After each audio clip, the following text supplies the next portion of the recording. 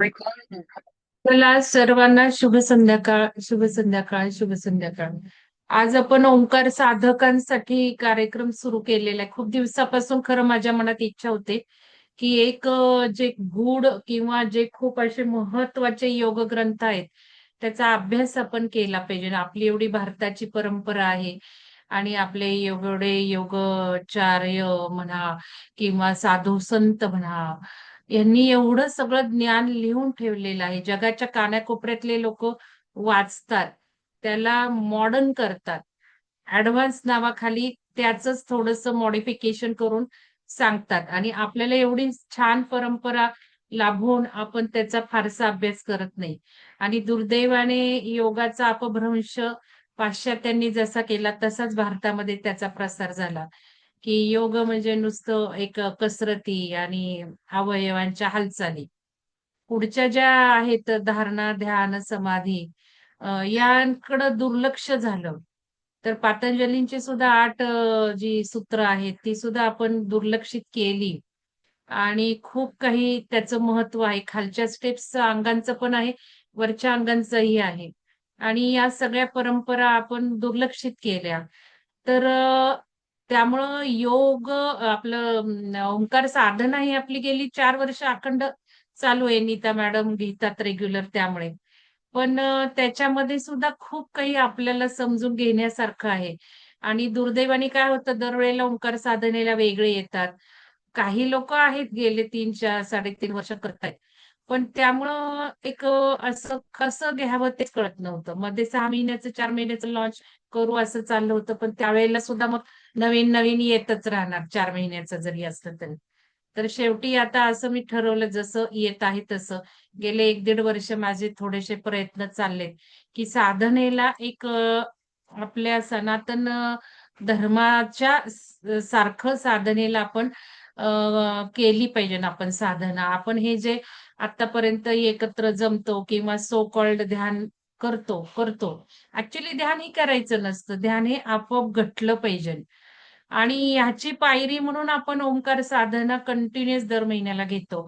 आणि नवीन साधकांना आपण सांगतो, की तुम्ही ओंकार साधनेला जोडा, म्हणजे तुमची ध्यानाची बैठक तयार होईल. त्याच्यानंतर आपण शिवसर्वोदय शास्त्र घ्यायला लागलो आणि गेले 1 वर्ष तरी मी म्हणते, की शिवसाधकांसाठी वेगळं ध्यान, वेगळं ध्यान. त्याचे पण बरेच प्रयत्न झाले. 3:30ला उठून आपण ध्यान केले बऱ्याचदा आणि तुमची चिकाटी खूप आहे. काही तुमच्यातले एक जे 30-40 लोकं आहेत, ते खूप सिन्सिअर आहेत. केव्हाही म्हटलं तरी उठतात, करतात. पण तसं ज्ञान पण नाहीये आणि ज्ञान आणि ध्यान या दोन्हीचा जर संगम साधला, तर झपाट्याने आपली प्रगती होणार आहे. कारण आपण अद्ययावत शास्त्र अवलंबत आहोत. आपण काही नुसतं ध्यानमार्गाने आध्यात्मिक विकास एवढाच फोकस नाहीये आपला. तर आपण नवीन सायंटिफिक तत्व वापरतो आणि ज्या नवीन ऊर्जा येतायत आता असेन्शनच्या ऊर्जा येतायत, की मानवी जीवन जर बघितलं, तर हे वेगळ्या-वेगळ्या उत्क्रांतीमधून गेलेलं आहे आणि आता मानवाची महामानव म्हणून उत्क्रांती होत आहे. तर आता हा महामानव कोणता? तर ईश्वरत्वाकडं आपण जाणं.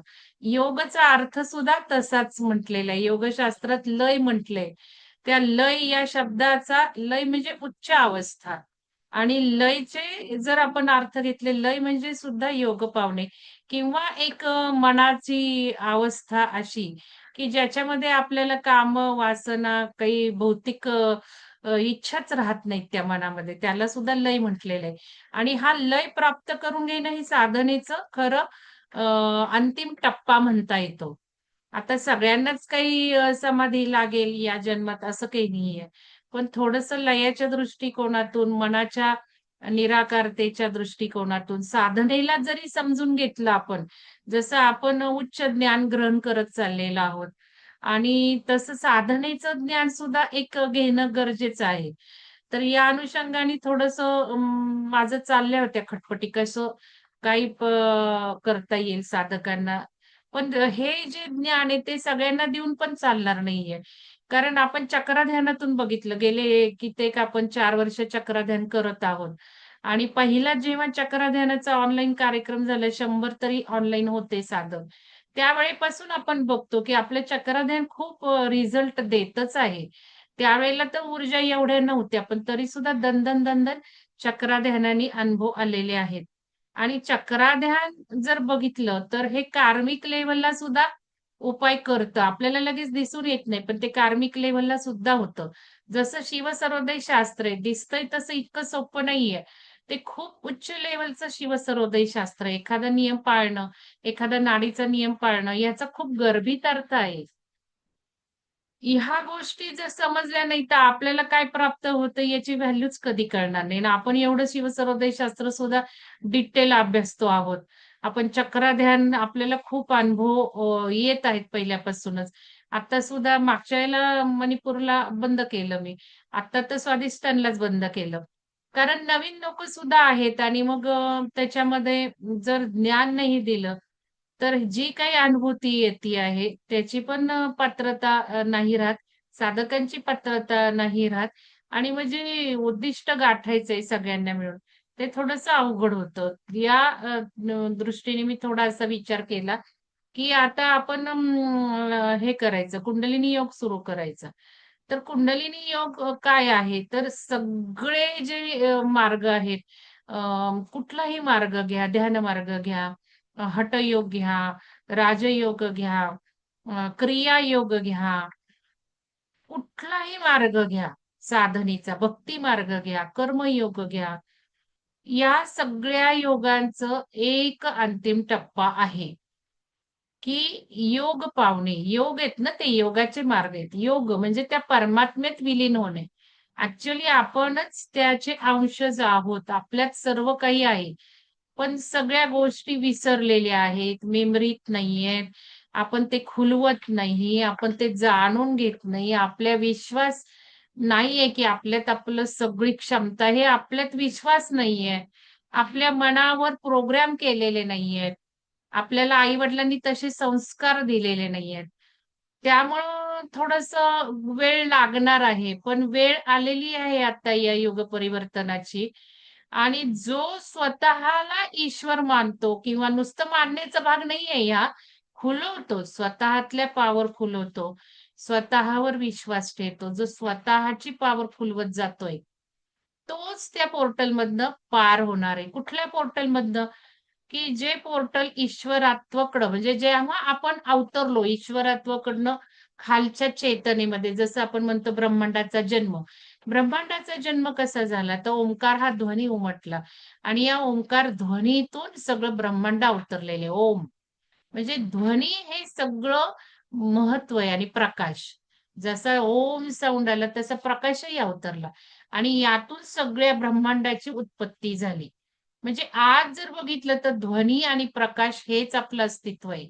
आपण जे दिसतोय हाडा-मांसाचं हे फक्त इथलं आहे. हा जो काही पंचमहाभूतांचा पृथ्वी आहे किंवा हा जी काही प्लॅनेट आहे त्यावर हे आपलं रूप आहे. खरं आपलं हे नुसतं एक ड्रेस आहे. हा जसा ड्रेस मी आता काढला तर माझं रूप बदलणार आहे. तसंच हा सुद्धा ह्युमन आहे, ड्रेस आहे. जर माझं शरीर नष्ट पावलं तर मी हा ड्रेस सोडून जाणार आहे. दुसरा ड्रेस असणार आहे. म्हणजे हे सगळे आपण ड्रेस घालतोय, पण आतमध्ये काय आहे? तर आतमध्ये ते ईश्वरत्वच आहे.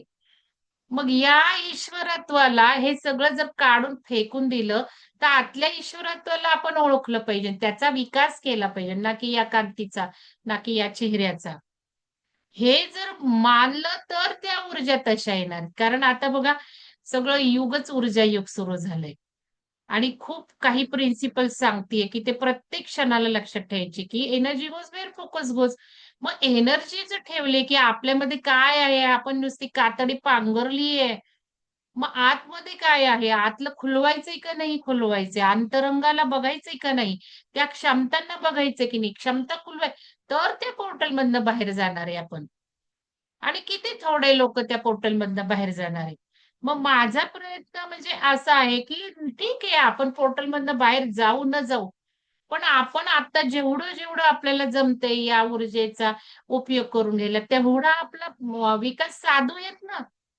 भलेही या जन्मी नाही जाता आलं, दुसऱ्या जन्मी आपण जाऊ किंवा ज्या काही चेतनेमध्ये फेकलं जाणार आहे आपण, त्या चेतना तरी चांगली असतील. भले ईश्वरत्वाचा नसेल तो.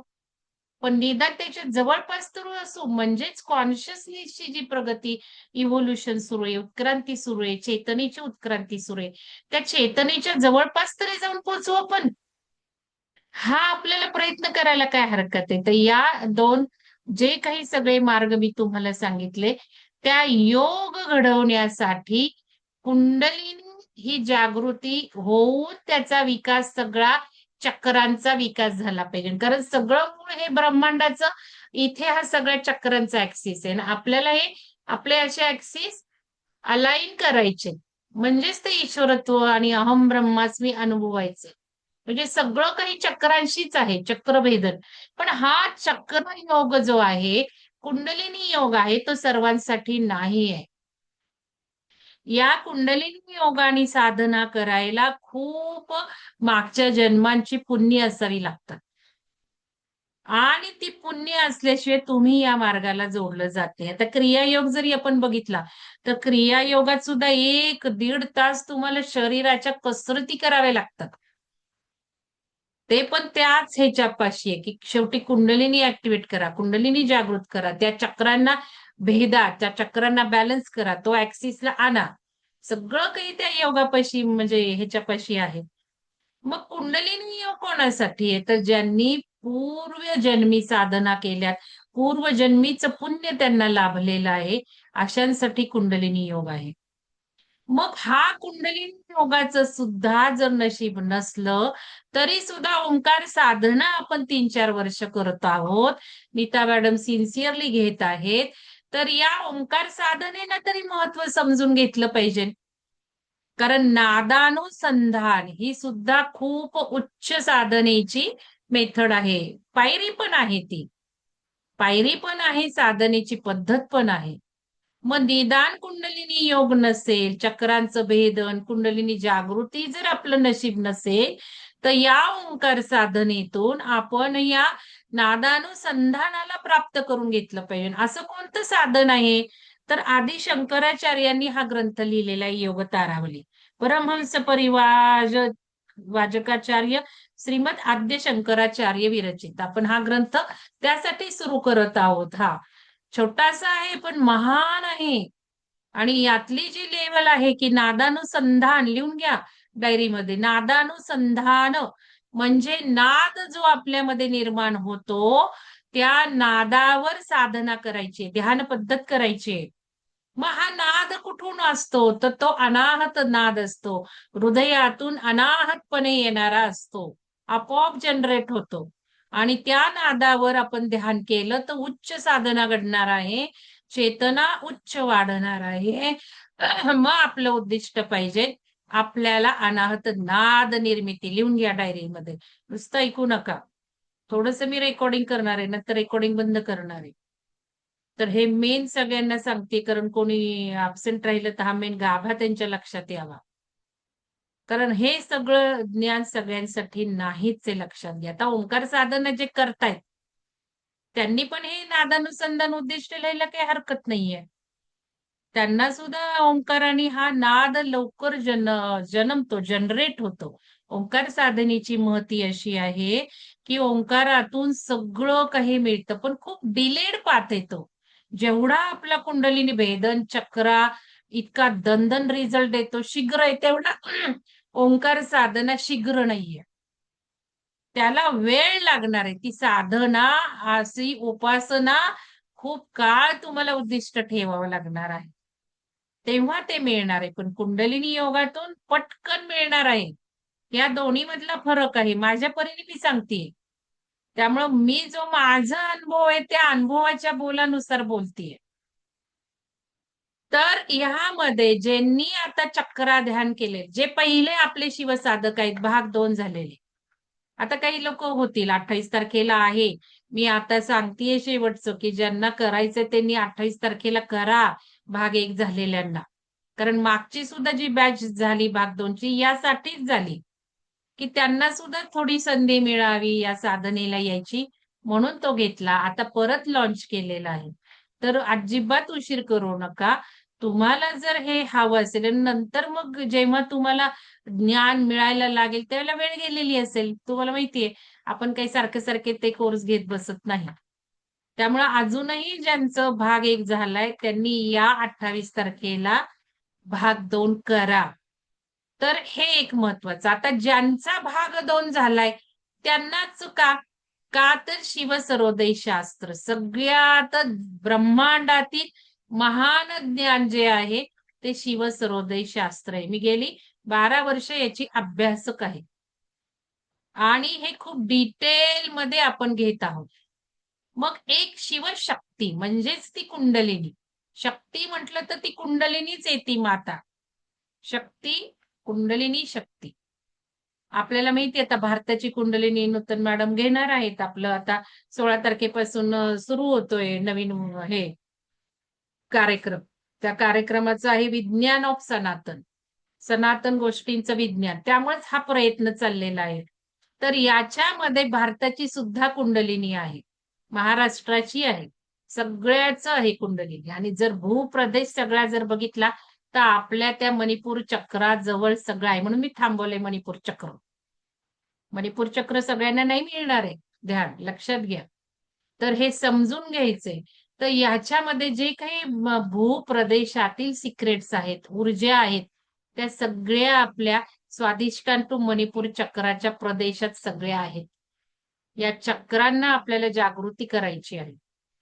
म्हणून हे समजून घ्यायचंय. तर हे नादानुसंधान हा शब्द लक्षात ठेवायचा. नाद, नादानुसंधान म्हणजे त्या नादाशी संधान, त्या नादाबरोबर मिळून राहणे, त्या नादावर ध्यान करणं, याला नादानुसंधान म्हणतात. मग ओंकार काय आहे? ओंकार सुद्धा आपण नाद निर्माण करतो, स्वतःहून निर्माण करतो. किंवा तुम्ही नीता मॅडम म्हणताना नुसता ऐकला तरी तो नुसत्या त्या नादावर एक आवाज फोकस होतो. पण तो खरा नादानुसंधान नाहीये, लक्षात घ्या. नादानुसंधान म्हणजे आपल्या अनाहत नादावरच हे जे ठेवणं, कारण तो सूक्ष्मतम सूक्ष्म आहे आणि उच्चतम उच्चम साधना पद्धत आहे. या अनाहत नादावर एक जर लक्ष ठेवून ध्यान केलं तर सगळी पुढची स्टेप पटकन आपली पार पडते आणि त्यानंतर तो अनाहत नाद थांबतो. आपण आता ह्याचं सगळं या पुस्तकातनं बघितलंय. तुम्हाला बरचसं मी चारी बाजूनी आणतीये हळूहळू पुढं, विसरायचं नाहीये. अष्टांग योग आणि कुंडलिनी योगामध्ये बघितले तो नाद अनाहतला का थांबतो. त्याचे रेकॉर्डिंग बघा फार तर असतील तर. सगळे केलेत नाही मला नाही माहिती. पण याच्यामध्ये आपण बघितले की अनाहत नाद का निर्माण होतो तत्वदृष्ट्या. वायुतत्व आहे हृदयात आणि तो नंतर का थांबतो. कारण मग इथून पुढे सगळी ऊर्जा इथे ब्रह्मांडाचं द्वार आहे ना. मग इथून पुढे ऊर्जा सगळं ते वायुतत्व, सगळे वायू जे काही आपण दश प्राण शिकणार आहोत भाग 3ला, ते सगळे यामध्ये वर्णन केलेलं आहे आपण. मग त्यामुळे तो नाद नंतर नंतर थांबतो आणि मग वेगळ्या उन्नतीला आपण लागतो. तर ज्या वेळेला तो अनाहत नाद निर्माण होतो त्यावेळेला त्या नादावरच ध्यान करायचे, अतिउत्तम ध्यान होतं. मग हा नाद जो आहे अनाहत नाद, तो काय असा एकदा वेगळा नाही ऐकायला येत. तो कायम स्वरूपी 24 तास अखंड चालू असतो एकदा जनरेट झाल्यावर. आणि मग काही वर्ष, काही तुमच्या फेजेस प्रमाणे, काही महिने, काही काळ राहतो आणि नंतर बंद होतो. 10 प्रकारचे आवाज असतात. ढोलकी असते, चुनचुन असते, छुमछुम असते, रिमझिम असते, रातकिडा हे झाल्यासारखं असतो. पण सध्या टिटिनस म्हणून पण हवेमधनं आपल्याला रोग होत आहेत कानाचे. ते बघून घ्या. कारण शैलजा मॅडमचे मिस्टर ENT स्पेशालिस्ट आहेत. त्यामुळे म्हणे असे पेशंट खूप येतात. तर ते टिटिनस ते वेगळं. आता हा जो नाद निर्माण होतो ना, तो सगळ्या बाजूनी येतो. तो काय असं आपल्याला या कानाने येतो, या कानाने येतो असं नाही म्हणू शकणार आपण. कारण तो हृदयातनच येतो. त्यामुळं असं जनरली बघा त्याच्यातही म्हटले उजव्या कानाने आला तर काय, डाव्या कानाने आला तर काय. पण तो असा मोठा असतो कायमस्वरूपी येतो. कायमस्वरूपी चालू असतो. म्हणजे डोकं हे होऊन जातं. काय हे, काय हे, काय झोप नाही रात्री, काय नाही, काही नाही. तर ते टीटीनस आहे का हा नाद आहे बघायचं, डॉक्टरांकडे जायचं, चेक करायचं आणि मग ठरवायचं. तर हे ओंकाराने लवकर निर्माण होतं. म्हणून मी हा ओंकार साधकांना हा ठेवलेला आहे. पण माझं खरं जे उद्दिष्ट आहे ते आता ज्यांनी भाग 2 केलाय आणि ज्यांनी आत्ताचा चक्रा केलेला आहे, कमीत कमी आत्ताचा. स्वादिष्टान चक्रापर्यंत. मूलाधार जरी केलं असेल तरी बास होणार. कारण मूलाधारच मेन आहे ना. मूलाधार 60-70-80% देतं वरच्या चक्रांना ऊर्जा. त्यामुळे असं काही नाही स्वादिष्टाने. मूलाधार केले तरी ठीक आहे, पण अनुभव लिहिलेले पाहिजेत. ते जरा एखाद्या दुसऱ्या कोणाला सूट मिळेल. नाहीतर बघा ते तुम्हाला आता इथून पुढं योग्य पद्धतीने चालावं लागणार आहे. तरच ते पुढच्या टप्प्या पार करता येणार आहेत. तर हे मी वाचायला सुरुवात करतेय. तर बघा, श्री गुरु शरणम श्री श्रीमद अमृत मूर्तवे शिव वामनाय नमः. प्रस्तावना आता हे केशव रामचंद्र जोशींनीच लिहिलंय. आद्यशंकराचार्यांनी संस्कृतमधनं लिहिलंय. मग संस्कृतमधनं लिखाण मराठीतनं आणलं, हिंदीतनं आणलं, इंग्लिश आणलं. बरेच लेखकांनी हे ग्रंथ लिहिलेले. तर आपण डॉक्टर केशव रामचंद्र जोशींचं वाचतोय. प्रकाशक आहेत गुळवणी महाराज सिद्धयोग संशोधन प्रतिष्ठान. तर पुण्यामध्ये वासुदेव निवास आहे. त्यांचं गुळवणी महाराज तुम्हाला माहिती असतील. तर त्यांचं हे प्रकाशन आहे. त्यांच्या प्रकाशनाचं मी डॉक्टर केशव रामचंद्र जोशींचं थोडंसं वाचणार आहे.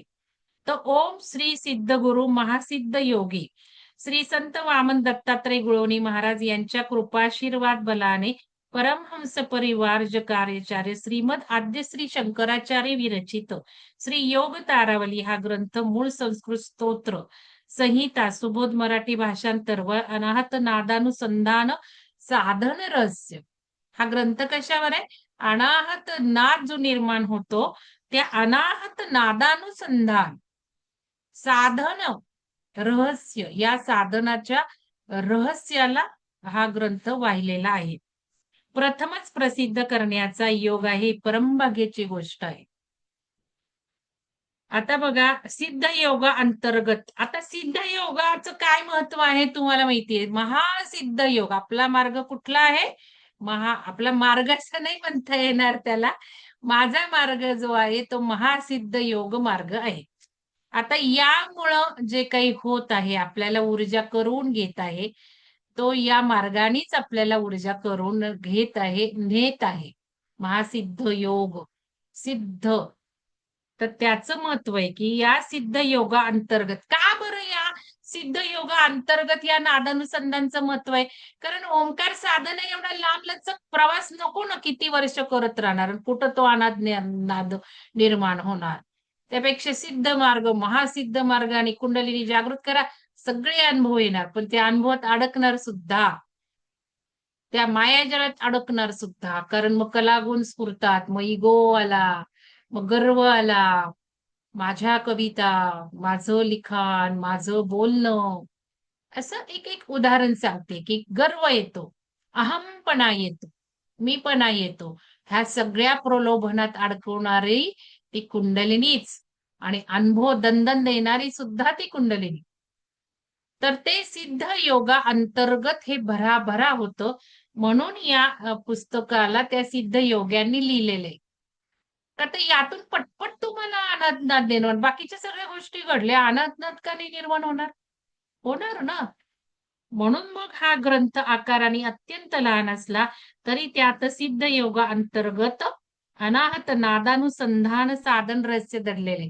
कारण या मार्गाने जाणाऱ्यांना अनाहत नाद निर्माण होणारच, 70-80% गॅरंटी आहे. होणार, कारण ही साधनेची उच्च मेथड आहे.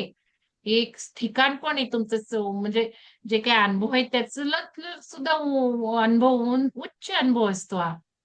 आणि त्या अनुभवाचं सुद्धा साधन आहेत आपल्याला, म्हणजे मार्ग, साधना मार्ग. म्हणून मग या ह्यांनी ते लिहिलेलं आहे. कारण मग लोकांच्या शंका असतात ना, हे काय होतोय, आवाज येतोय, असं होतोय, तसं होतंय. मी माझं तुम्हाला अनुभव सांगितलेला आहे. मला पण असंच वाटायचं, तिथे कोण ढमढम ढमढम वाजवतंय. मार्चचं झालं बाबा, शिमगा झाला तरी आवाज चाललाय. वेड्यासारखं मला व्हायचं, इरिटेटिंग व्हायचं तुम्हाला सांगते. काय हे लोक रात्री काय, 10 नंतर काय, 11 नंतर काय, रात्रभर काय वाजवत बसतायत. उठून बसायची मी. आज सुद्धा बघा 2:30ला ध्यान झालंय माझं. 2:30 ते 3:30, 3:25ला ध्यान झालेलं पण होतं माझं. तर तसं ते व्हायचं. रात्री उठून बसायचं, मग झोप नाही लागायची, बैचेन, हे काय, हे काय, हे काय. आणि मग मिस्टरनं म्हटलं, "अहो ते बंद का नाही होते? किती महिने यांचा सर्व चालतो." ते म्हणे, "नाही मला ऐकायचं." मग तिथे शंका जनरेट झाली. आणि मग हे जेव्हा वाचता थोडंसं लक्षात येत जातं. पण मग ते टिटॅनस नाहीये ना, हे पण चेक करून घेतलं. त्याच्या चेकिंग टेस्ट आहेत त्या करून घ्या. कारण आपण काय आता सगळी असेन्शन लक्षणं आता हे जे आहे ना, हे जो भाग आहे ना हा सुद्धा असेन्शन खाली गेलाय म्हणतात. इथे सगळ्यांना त्रास होतोय. पण असेन्शन म्हणून नाही दुर्लक्ष करायचं. सगळं व्यवस्थित आपल्या डॉक्टरी ट्रीटमेंट घ्यायच्या. सगळ्या गोष्टींनी बघायचं. प्रत्येकाला असेन्शन म्हणून चालत नाही. तर या सगळ्या गोष्टी आपल्याला अवेअर पाहिजेत. तर ग्रंथ आकाराने लहान असला तरी त्यात सिद्ध योगांतर्गत अनाहत नादानुसंधान साधन रहस्य धरलेले आहे. सिद्ध योगाचे साधन करता करता अनाहत नादाचे मूर्धन्य साधन कसे प्रकट होते कळतच नाही, पटकन प्रकट होतं. व त्याचे खरे रहस्य काय? आता काही काही गोष्टी आहेत ना, मी उच्चारणार नाहीये. म्हणजे हा ग्रंथ वाचन नाही, पण बऱ्याच गोष्टी. कारण तुम्हाला एक सगळ्यात महत्वाची खूण सांगते. हे ज्यावेळेला असं वाचलं जातं आणि सांगितलं जातं ना, त्यावेळेला मनच प्रोड्यूस करतं.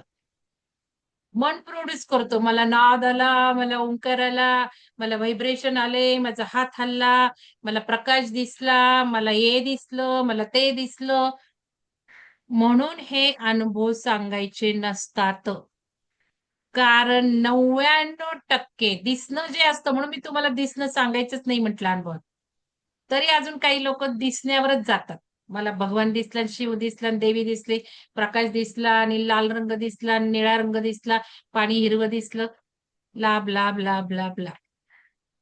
दिसणं तर 99.5% मॅनिप्युलेट झालेलं असतं. तसंच हे आवाज म्हणा किंवा काहीही ते सुद्धा मन प्रोड्यूस करतं. कारण आपलं मन विचित्र असतं. नाही, नाही, नाही, नाही, माझी साधनेची प्रगती. नाही, नाही, मला हे होतंय, मला ते होतंय, मला झालं पाहिजे, त्यांना होतंय, मला का नाही होत? म्हणून हा मार्ग जो आहे ना, तो खूप विचित्र मार्ग आहे. चांगले लोकं त्या मार्गाने जात नाहीत. त्यांना असं वाटतं नको प्रलोभनच नको, अडकणंच नको. प्रगती पाहिजे. साधनेच्या सरळ मार्गाने मी जाणार बाबा. माझं इकडं-तिकडं, इकडं-तिकडं घसरणं नको म्हणून भले-भले लोकं या मार्गाने जात नाही. आणि आता रेकॉर्डिंग बंद करून थोडं डिटेलही सांगते. सगळ्या गोष्टी रेकॉर्डिंगमध्ये बोलता येत नाही. अनाथ नादानुसंधानाचे साधन श्री गुरु कृपेने सर्व साधकांच्या ठिकाणी प्रकट होऊन आपलं तेच आहे ना उद्दिष्टच हे आहे. सर्व साधकांच्या ठिकाणी प्रकट होऊन त्यांची स्वसंवेद स्वयंभू म्हणायचे स्वसंवेद आत्मस्वरूप प्राप्तीची वाटचाल बघा आत्मस्वरूप हे आपलं आत्म्याचं स्वरूपच आहे. नाद हा आपलाच आत्मा आहे. आपलं स्वरूपच सावनरूपी आहे. आपलं स्वरूपच प्रकाश स्वरूपी आहे. तर आत्मस्वरूप प्राप्तीची वाटचाल सुखकारकपणे व निर्वेद होऊन त्यांचे जीवन धन्य व कृतार्थ व्हावे म्हणून श्री सद्गुरु चरणी प्रार्थना आहे. तर हेच आपण ठेवलेलं आहे. मी काय आता श्लोक वाचणार नाहीये. थोडस एक 2 पॅराग्राफ वाचते मग रेकॉर्डिंग बंद करते. श्लोक नाही वाचणार. तर आता योग तारावली सुरू करते. अर्थच सांगते त्या पहिल्या श्लोकाचा. संसार रूपी हलाहल विषाने प्राप्त होणाऱ्या मूर्छेचा निराश करण्याकरता जे अज्ञजनांना सिद्धयोगी साधनरूपी औषध बघा. हे औषध आहे, साधनरूपी औषध आहे. साधना मार्गाचं औषध आहे. सिद्धयोग साधनरूपी औषध. आता सिद्धयोग म्हणजे काय? सिद्ध झालेला योग. जो सिद्ध आहे, तो योग. पूर्व प्राचीन काळापासून हा आलेला आहे. सिद्ध योग साधन रूपी औषध देऊन म्हणजे आपल्या ठिकाणच्या दिव्य शक्तीच्या संक्रमणाने शिष्याची अनादी निद्रिस्त आत्मशक्ती आता आत्मशक्ती म्हणजेच कुंडलिनी शक्ती आहे. आत्मशक्ती अर्थात कुंडलिनी शक्ती जागृत करून त्याची जन्मजन्मांतरामध्ये बघा जन्मजन्मांतरामध्ये बहिर्मुखतेने संसारात रमण्याची जी रुजलेली जी विषरूपी वृत्ती संसारात जे रमतं ते विषरूपी वृत्ती आहे. या विषरूपी वृत्ती सुद्धा या नष्ट होऊ लागतात हळूहळू. संसारात रमण्याची रुजलेली जी विषरूपी वृत्ती असते ती उतरवण्याची अर्थात उतरवण्याची अर्थात अंतर्मुख करण्याची, अंतर्मुख करणाऱ्या विष वैद्याचे कार्य करून जे अशा प्रकारे खऱ्या स्वात्म सुखाच्या ज्ञानाचे मार्ग दाखवून देतात, त्या श्री सद्गुरूंच्या चरण कमलांना मी वंदन करतो. म्हणजे शंकराचार्यांनी म्हटलेले आहे. शंकराचार्यांचंच ट्रान्सलेशन आहे. शंकराचार्यांनी त्या सद्गुरूंच्या चरणी वंदन करतो लिहिलेले. विष उतरो वैद्य, म्हणजे जे गुरु हे सगळं करतात ते विष उतरवतात, असंच म्हणायचं आहे. श्री शंकराचे दुसरा श्लोक. श्री शंकरांनी मनाचा लय करून घेण्याची जी 1.25 लक्ष, ऐका बरं का, फार महत्वाचं आहे. श्री शंकरांनी मनाचा लय करून घेण्याची जी 1.25 लक्ष साधने सांगितली आहेत, ती या जगतात प्रचलित आहे. शिवानी, म्हणजे शिवानी जी सांगितली 1.25 लक्ष साधने सांगितलेली आहेत मनाचा लय करणारी, ती या जगतात प्रचलित आहेत. त्या सर्व साधनांनी प्राप्त होणाऱ्या लयापेक्षा, 1.25 लक्ष साधनांनी प्राप्त होणाऱ्या लयापेक्षा, अर्थात समाधीपेक्षा सिद्ध योगा अंतर्गत नादानुसंधानाने प्राप्त होणारा लय अर्थात समाधी हीच आम्हाला अत्यंत मान्य आहे असे आम्ही समजतो.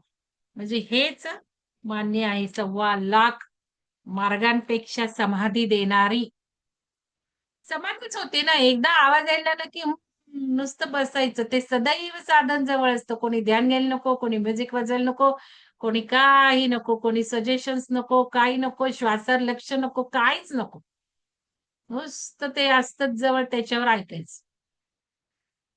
सिद्ध योग साधनात श्री गुरुकृपेमुळे अर्थात दीक्षेमुळे अंतशक्ती कुंडलिनी जागृत झाल्यानंतर तिच्या प्रक्षोभामुळे रेचक, पूरक व कुंभक या क्रिया वारंवार होत गेल्यामुळे शरीरातील सर्व नाडे अशुद्ध झाल्यावर अनाहत नावाचा नाद देहात अनेक प्रकारांनी उत्पन्न होत. व दीक्षेची काही गरज नाहीये. दीक्षा आपल्याला आपला श्वासच घडवतो. आपला श्वासच आपला गुरु आहे. आपला श्वासच आपला शिव आहे. आपला श्वासच आपला गुरु आहे. त्यामुळे हे सर्व घडणारच. म्हणून आपण प्राणायाम, ओंकाराची जोड देतोय. पूरक, कुंभक या क्रिया, महत्व आहे या क्रियांना, वारंवार होत गेल्यामुळे शरीरातील सर्व नाड्या शुद्ध झाल्या. मग म्हणून नाडी शुद्धी करण्याची फार गरज आहे. अनाहत नावाचा नाद देहात अनेक प्रकारांनी उत्पन्न होतो. नाड्या शुद्ध झाल्याशिवाय हा अनाहत नाद निर्माण होणार नाही. आपण बघितलं तो नाद जो काही हृदयात येतो, वायुतत्व आहे, त्या वायूतनं तो उत्पन्न होतो. म्हणजे खालून इथपर्यंत तर नाड्या रिकाम्या पाहिजे.